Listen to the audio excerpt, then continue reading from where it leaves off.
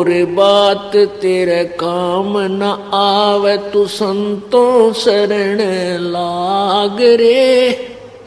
के सोवे गफलत में बंदे, जाग जाग नर जाग रे, जाग जाग।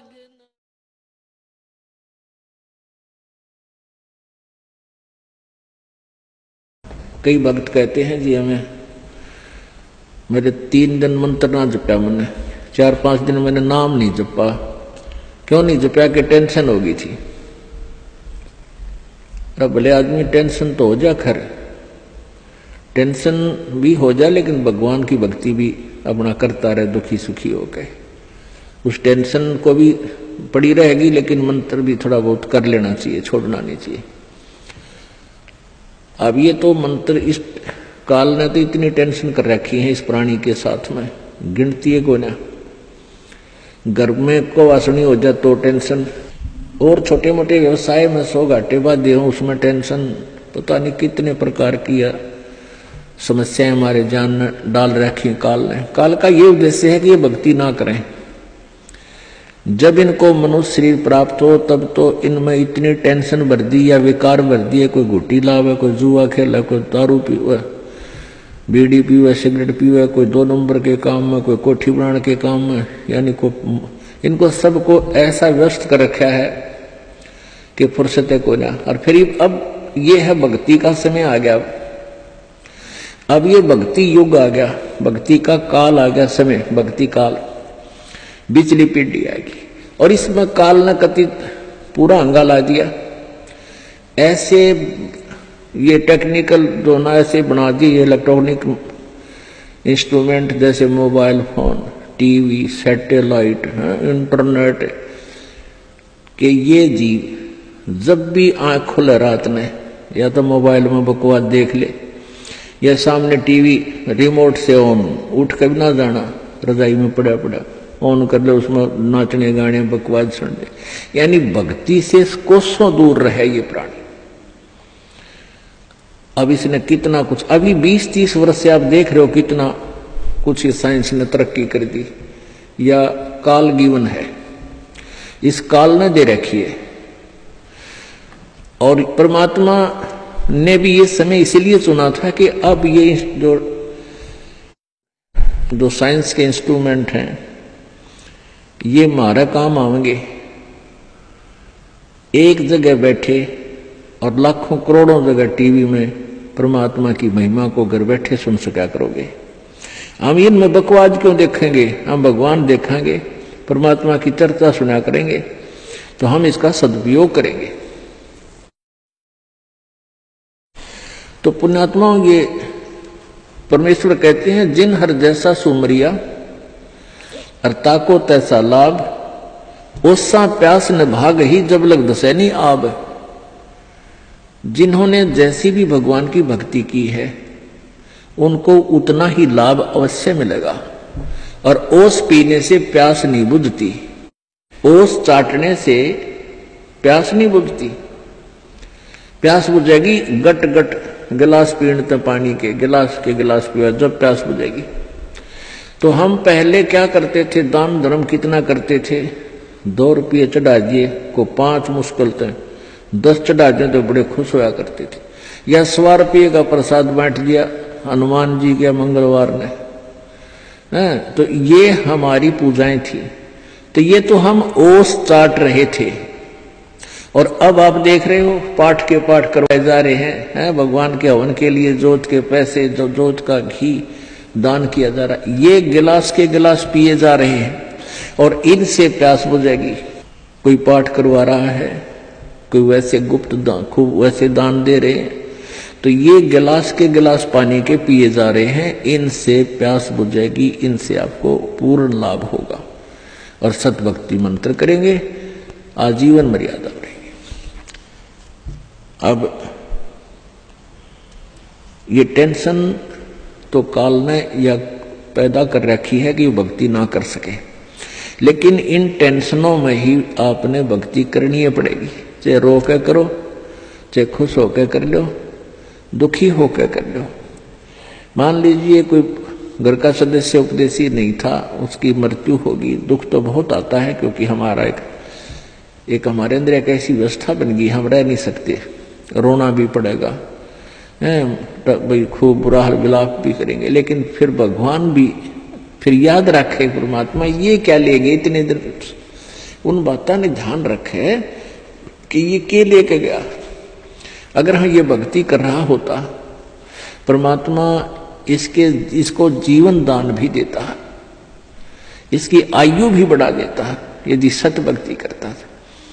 और ये लेके क्या गया, सारा जीवन बर्बाद कर गया। तो इस प्रकार इन सब विचारों को ध्यान में रख के, सब बातों को विचार करके और भजन जरूर करें। चाहे याद तो बहुत आते हैं, मृत्यु को प्राप्त हो जाते हैं जो साथी परिवारजन, लेकिन भगवान भी रो रो के मालिक ने भी याद रखे, मतलब भूला नहीं भगवान को। और भी कई प्रकार की टेंशन हो जाती है, किसी प्रकार की कई चिंताएं होती हैं, लेकिन चिंताएं तो हैं, चिंता भी नाम से ही समाप्त होंगी और परमात्मा की भक्ति तक करनी पड़ेगी, इन चिंताओं में करनी पड़ेगी। एक समय एक दरोगा जी जून के महीने में, यानी गर्मी के मौसम में, घोड़ी पर सवार होकर जा रहा था किसी दूसरे गांव में। रास्ते में किसान ने रहट जोड़ रखा था, रहट, हरहट। वो रहट क्या होता था कि उसमें एक पुली होती थी लोहे की, उस पुली के ऊपर के ऐसे एक चैन डाल दी जाती थी और उसको कोल्लू की तरह, एक कोल्लू आपने देखे हाथ के बैलों वाले कोल्लू, उस तरह कोल्लू की तरह बहल से चलाया जाता था और वो रहट का व्हील घूमता था वह पुड़ी, और उसके ऊपर चैन लगी होती थी। नीचे एक कुआं होता था, वो चैन इतनी लंबी होती थी कि कुएं के जल को छूती थी नीचे तक, और उसके बाल्टियां वेल्ड कर दी जाती थी चैन के ऊपर। और वो बहल से बैलों को चला घुमा जाता था कोल्लू की तरह, तो वो व्हील घूमता था, वो पुड़ी घूमती थी, वह चैन साथ में घूमती थी,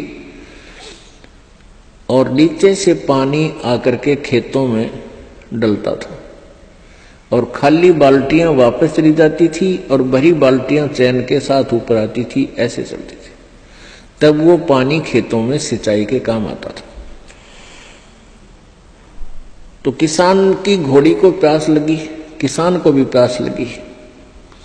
उसने देखा कि सामने रहट चल रहा है और पानी पीवेंगे, घोड़ी को भी पिलाएंगे। अब जो ही उस घोड़ी को निकट लाया वो दरोगा यानी वो एसएचओ, तो रहट के अंदर से आवाज आया करती थी, वैसे जुगाड़ होया करते थे। वो व्हील व्याल चढ़ा रखे थे, वो चर चू करके वह काफी जोर की आवाज आती थी उससे। वह घोड़ी उस चरचू ने सुनकर, चींचू ने सुनकर, और वह फड़क गई, एक किला दूर जाके डटी। दरोगा जी गुस्से में हो गए, करे किसान या चू चू बंद कर दे भाई, ची चू बंद कर दे, मेरी घोड़ी डर रही है, मैंने पानी पीना और पिलाना है। अब किसान ने वो बैल रोक दिए, जो बैल चल रहे थे, कोल्लू को सा फिरा रहे थे, उससे वो चलने से आवाज आ रही थी, पानी भी आ रहा था। तो किसान ने वह बैल रोक दिया, तो पानी आना, जल आना भी बंद हो गया और आगे जल सीधा खेत में जा रहा था। खेत में जल साथ साथ वह जमीन प्यासी थी, पी रही थी। जल घोड़ी के पीने योग्य एक तरीत नहीं रहा।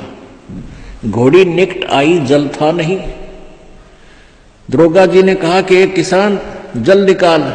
उसने फिर बैल का डंडा मार दिया, बैल चला तो चू ची चू, फिर वही घोड़ी फिर भागी।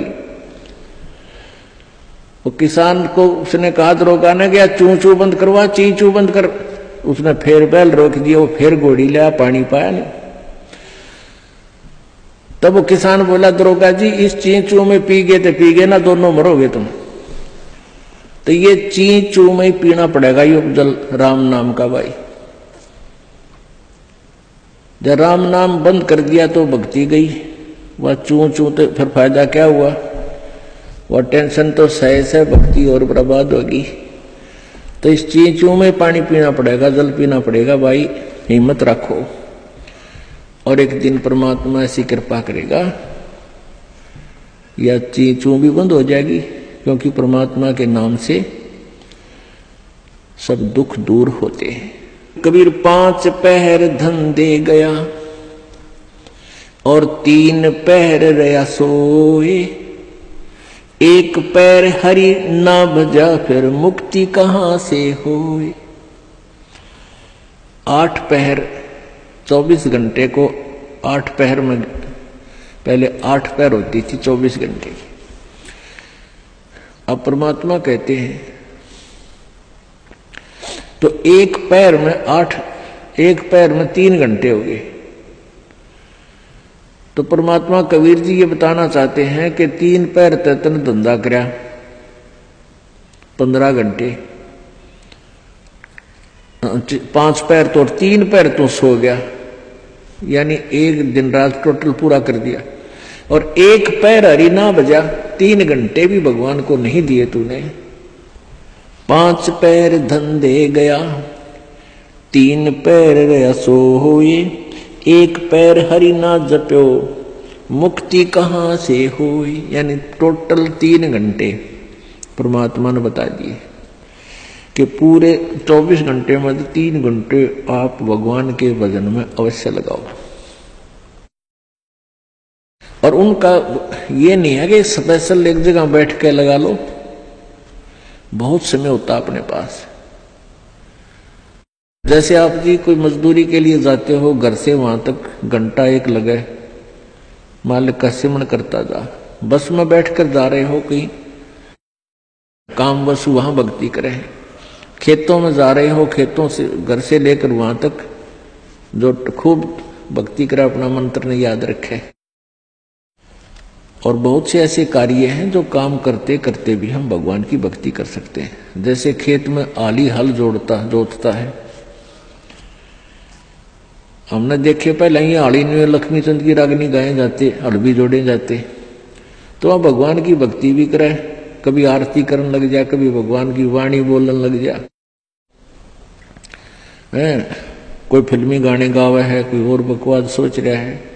तो इस प्रकार हमने अपना सुमरण में 3 घंटे का समय निकालना चाहिए। जैसे सुबह का नित्यनेम आध पौना घंटा लगता है, 15 मिनट की असुर निकंदरमणि 1 घंटा तो हो गया। आध 35 मिनट की आरती होती है, 1.5 घंटा, बाकी 1.5 घंटा आपका सिमरण भी हो जाए ना, सिमरण आध घंटा मंत्र, 1 घंटे का श्वास का सिमरण। तो इतना भी आप कंटिन्यू कर लोगे तो भी आपका बेड़ा पार हो जाएगा। ये सत्कर्म मान लीजिए।